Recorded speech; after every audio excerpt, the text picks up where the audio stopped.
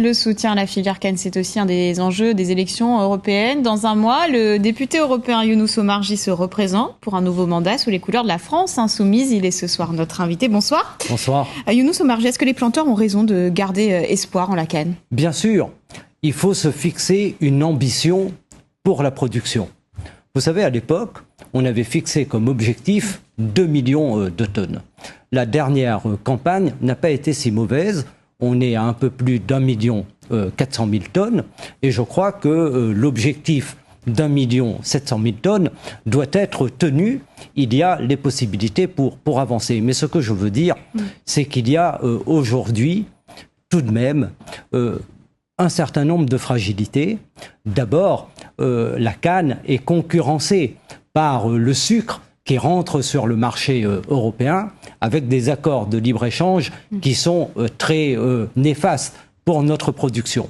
Et nous allons, dans le futur Parlement européen, continuer à refuser ces accords de libre-échange qui fragilisent la production réunionnaise. Et puis aussi, surtout, une meilleure répartition dans les aides européennes. Plus de justice. Et en particulier, concernant les aides d'État, vous savez, il y avait eu un plan avec des aides complémentaires de l'État. Eh bien, il faut aujourd'hui trouver des solutions pour que tous les planteurs, pas seulement les gros, mais aussi les petits, bénéficient davantage du soutien. Hier, vous étiez à Saint-Joseph pour un nouveau meeting. On rappelle que vous êtes deuxième sur la liste de Manon Aubry. Est-ce qu'à un mois du scrutin, vous vous sentez confiant ? Oui. Ce que je constate pendant cette campagne, d'abord que je suis le seul à faire véritablement campagne. Et je constate un véritable élan. Les Réunionnais ont compris que se saisir du bulletin Aubry-Omarjee, c'est faire le choix. Vous pensez réellement, quand on voit l'engouement des Français en général assez faible pour ces élections européennes? À La Réunion, je sens un élan. Je sens un élan pour porter un Réunionnais. Je suis le seul en position éligible, en deuxième position sur la liste de Manon Aubry. Je crois que c'est une fierté pour les Réunionnais et faisons le choix de La Réunion. Et puis aussi... Il y a aussi Marie-Luce Brazier-Klein qui est en 12e position sur la liste du Rassemblement national. Et justement, le Rassemblement national qui arrive aujourd'hui en tête des sondages. C'est pour ça aussi que je vous demande si vous vous sentez confiant. C'est le quota de Jean-Marie Le Pen sur la liste du Rassemblement national.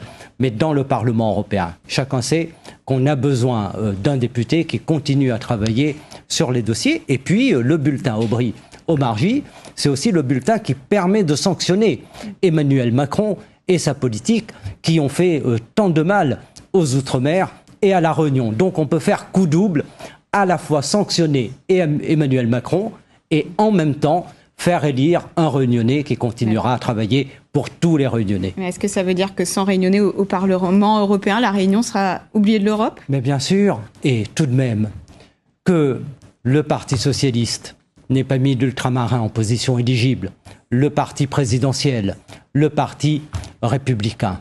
Cela doit nous inquiéter.